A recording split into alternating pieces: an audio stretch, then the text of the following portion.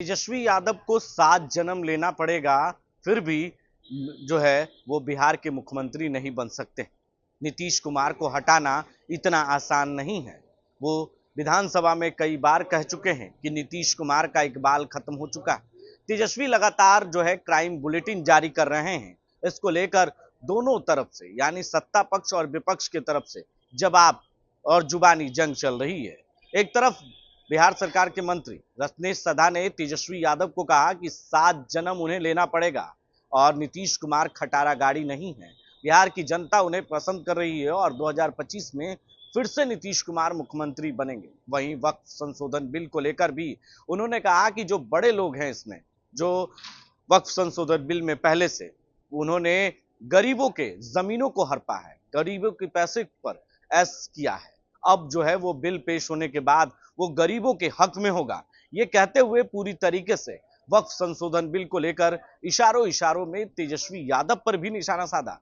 क्या कुछ कह रहे हैं मंत्री रत्नेश सदा, पहले वो बयान हम आपको सुनाते हैं। जमीनें थी, ये बड़े बड़े लोगों के कब्जा में थे, उससे अरबों खरबों का आमदनी होता था और वो अपने परिवार के लिए, भरण पोषण के लिए, अपने परिवार को आगे बढ़ाने के लिए, और यहाँ तक कि जो यतीम बच्चे थे, अनाथ बच्चे थे, बड़े बड़े मदरसे थे, उसमें वह कुछ दान पुण्य नहीं करता था। वक्फ बोर्ड की जमीन को बड़े बड़े लोग ने जो दान किया था वह यतीम के लिए, अनाथ बच्चे के लिए, और जो माँ बाप नहीं पढ़ाते थे उसको मदरसे में देकर रखता था, उसके पढ़ाने के लिए वो वक्फ बोर्ड की जमीन की जो आमदनी होती थी वह मदरसा, यतीम बच्चा के लिए, और जो भी क्या कहते हैं आप में क्या होता है, महिला को जो तलाक दे देता है उसके लिए व्यवस्था था। लेकिन आज उस तरह की बात नहीं है, इसलिए सरकार को संशोधन, वक्फ बोर्ड पर संशोधन बिल लागू। तेजस्वी यादव ने कहा है कि एनडीए सरकार को, मुख्यमंत्री नीतीश कुमार को गद्दी से हटाएंगे, क्योंकि खटारा गाड़ी 20 साल तक नहीं चलाना चाहिए। पर भी सवाल उठा रहे हैं। एक मिनट सुनो, पहले तो तेजस्वी को सोच समझ के बोलना चाहिए।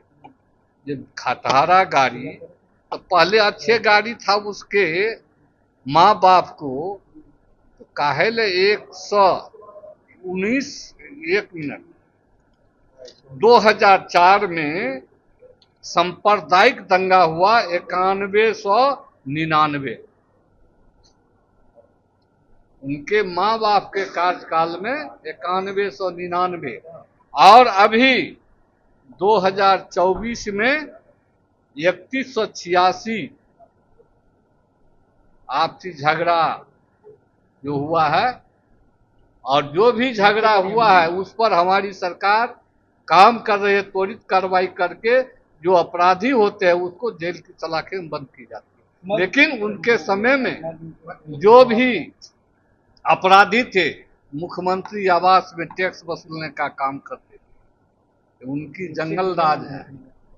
ये खटारा गाड़ी ने है, उनको नीतीश कुमार को हटाने में उसको 7 जन्म जन्मना पड़ेगा तेजस्वी को, तो भी नीतीश कुमार नहीं हटेंगे। लोकसभा में गला फाड़ के कहता था नीतीश कुमार का इकबाल खत्म हो गया, लेकिन उन्होंने देखा कि अकेला नीतीश कुमार और एनडीए गठबंधन को 24 सीटें आई और उनको मात्र 10 सीटें आई, जबकि वो भी गठबंधन में थे।